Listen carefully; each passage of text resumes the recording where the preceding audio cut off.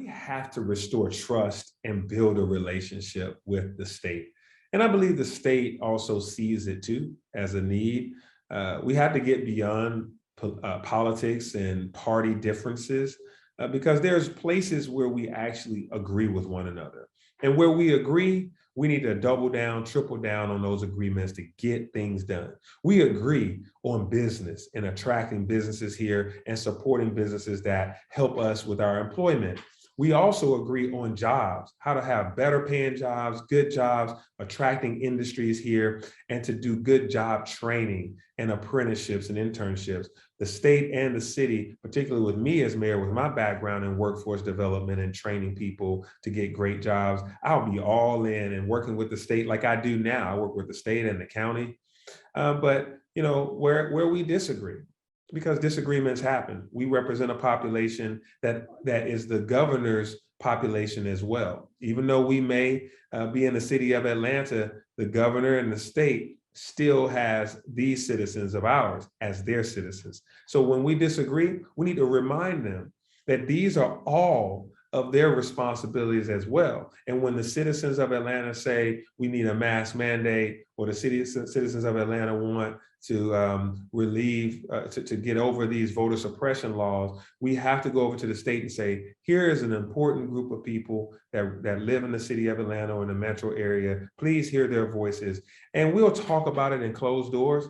We won't use the media exclusively or press conferences as our only mode of communication. We'll get up, I'll use my two legs and walk across the street to go sit in the governor's office, or vice versa. The lieutenant governor can come over and we will sit down and say, how can we work through this? Now, at the end of the day, the differences may be so large that we'll say, I'm gonna go my way, you're gonna go your way. But what happens is we'll have a disagreement, but won't be disagreeable. It won't be personal. It'll be about the issue. So that way, on the next day, we can get back to working together and utilizing the joint agreements that we have to move the city and the state forward. I've done that before with the airport takeover possibilities. When I became the city's Atlanta Department of Transportation commission, when I became the city council committee chair for the transportation committee, that placed me over the world's busiest and most efficient airport, Hartsfield-Jackson Atlanta International Airport. And it just so happened to be the exact same time that the state wanted to take us over because of corruption and other things that they were dissatisfied with. I opened up my doors. I went across across the street to the state and said, listen, I don't have any kind of issues with you reviewing everything we do. I will be transparent. I didn't do it.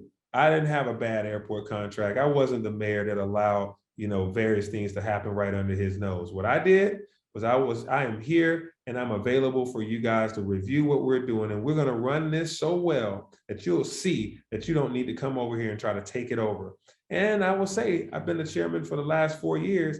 And after about year one, you haven't heard anything about the state wanting to take over the airport, because I went over there, I talked to them, and I showed them that I'll be forthright, honest, and ethical. And we're still going to, keep this airport running. We're going to be able to hire people and be able to promote business and do a bunch of great projects that you'll be proud of. And we've done $1 billion worth of procurement with no issue.